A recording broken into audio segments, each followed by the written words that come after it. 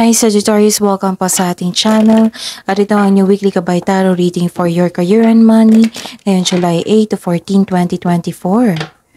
Please be reminded, Sagittarius, kung naka-resonate kayo, comment down. Kung hindi kayo naka-resonate, ibigay niyo po sa iba kasi channel reading po ito.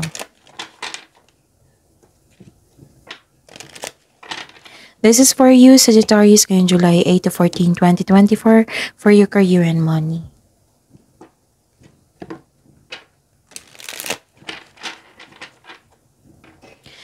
Gamitin ang reading na ito bilang gabay lamang. Please like, subscribe, and click bell button for notification para updated po kayo sa daily tarot reading natin. Maraming salamat po.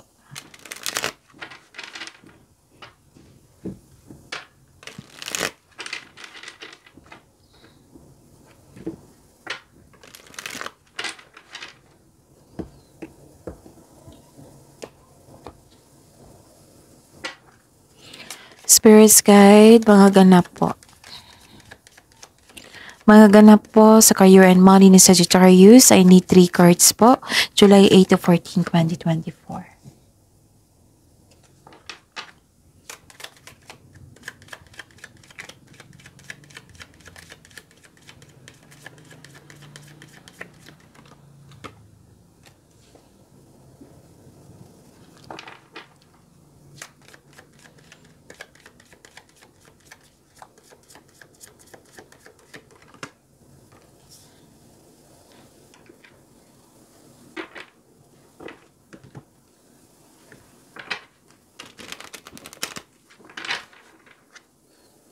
Spirits Guide, mga mensahe po para kay Sagittarius, career and money nila. Ngayon, July 8 to 14, 2024.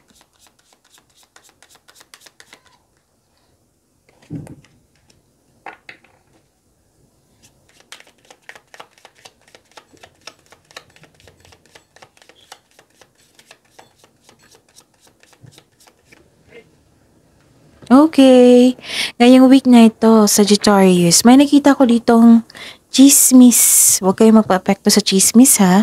Pwede din na may kausap kayo na parang magkakapatid ito nag-uusap.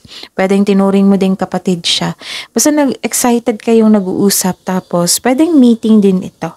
Okay? Kasi career and money to. Pwedeng meeting ito tapos may influence itong lalaking ito sa inyo. Pwedeng siya yung nabigyan ng peace of mind sa iyo or sakit ng ulo. May nakita kong transformation dito. Pwedeng movement ng isang bagay na isang tao. Basta may transformation, transition, may biyahe pa uwi, may biyahe na nagkaroon ng adventure. Pwede din na nagkaroon ng new journey. Okay? And ang message po para sa inyo, perfect fit. Finding the right path that fit with the soul, the ideal job. You're meant to be here. So may binigay sa inyo na opportunity. Okay? Na nakalaan sa inyo na yung serenity nakatadhana sa inyo. Okay? Wow! So sweet success. It is not difficult to get everything you want and enjoy it. Get what you want. Get what you want po. Sagittarius. So move lang natin, ha? Okay. Spirits guys, ano po ang energy ni Sagittarius ngayon July 8 to 14, 2024?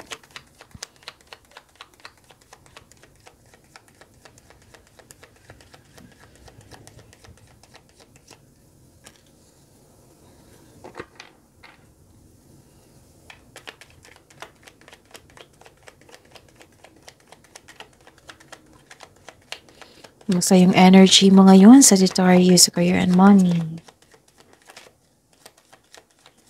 So, this is daily reminder. Like, for example, basta panoorin nyo yung last 4 days. Kung napanood, like, for example, kung napanood nyo yung ngayong July 8, 2024, panoorin nyo yung July 7, 6, 5, 4.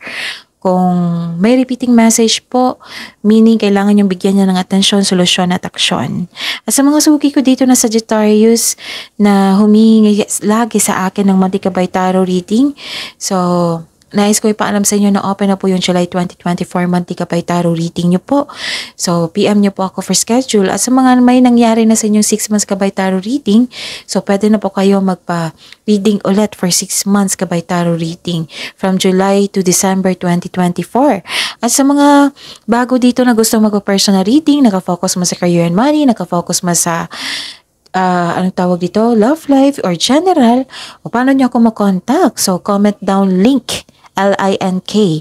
Comment down link, L-I-N-K, para mag-reply ako niyan ng instruction kung paano nyo ako makontak. And pasensya na po sa ingay kasi may construction po sa kabilang bahay. So, maingay po. Pasensya na po sa ingay ha. At focus kayo sa mensahe dito. At don't worry, nakafocus po ako sa reading natin ngayon. Maraming salamat po. Okay, may hinintay ka. Pwede din na may nagbabalanse ka ngayon. Oo, like for example, nga, nag-iisip ka dito may hinihintay ka, may parating na pagsasakripisyo, pagsusuko, bagamat ihanda ang sarili kung karapat-dapat pa ito. Nag-iisip ka dito pero hindi gumagalaw. Nagkaroon ng pag-aantay or delay, so this card asks you to try to invest your time wisely while you wait. Okay? Take time to reflect and surrender to the present moment as fully as you can. Kung nag-aantay ka ng job opportunity or kontrata, there may be delays and frustration. Same thing po sa kaperahan niyo po. Yung inaantay mong pera ay nagkaroon ng delay. Sa kaperahan po, wag magdesisyon agad sa investment po or maggasta sa isang bagay. Okay? Maghintay po. Balansehin po kung karapat-dapat pa. Okay? Ano ito? May nakita ko ditong nag-move on kayo. Kung like for example, kahapon or last week, malungkot kayo. Ngayon, nagkaroon na ng silver linings. Moving on po. This is a hope sign ha. Naka-move on ka na sa lahat ng unos na nagdaan at tanggap mo na mga nangyari. Pinatawad mo na sila, tigil sa lahat ang sarili mo. Nagkaroon po ng healing and growth sa week na ito. Possible blessings na ma-receive po na Sagittarius ngayong July 8 to 14, 2024 sa career and money nila.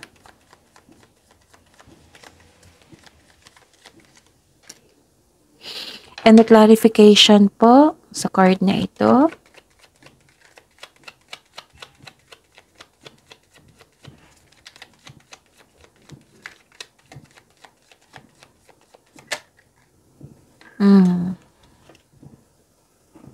Okay. May bigla ang pagbabago Transformation. Nabigla kayo, like, hindi kayo handa sa mga pagbabago. Pero itong pagbabago na ito ay sa blessing ha. Necessary change po ito. And, nakikita ko dito na parang may chance na babalik yung taong nanloko sa inyo regarding sa career and money. So, mag-ingat kayo. Okay? Tapos, okay. So, this is good news sa mga negosyante dito. Makabangon kayo ulit from bankruptcy. Nakikita ko dito na happy kayo. May matanggap kayong reward, recognition ba sa trabaho? Mayroon din ako nakikitang promotion or pagtaas ng allowance or sweldo. Para sa mga negosyante dito, may magbigay ng positive review sa inyo. It might be this is your customer or client. May ganap na pagtatapos, pwedeng graduation ito. Basta pagtatapos ng proyekto, pwedeng ganon. Ang ganda ng blessings nyo po. Sweet success. Wow. Spirits guide, challenges na ma-overcome po ni Sagittarius ngayong week na ito. Kaya pala may promotion, no? Or pag-level up. Perfect fit. You're on the right path. May nagkaroon ng sweet success. So, ano yung challenges na ma-overcome nyo? What is this? Okay.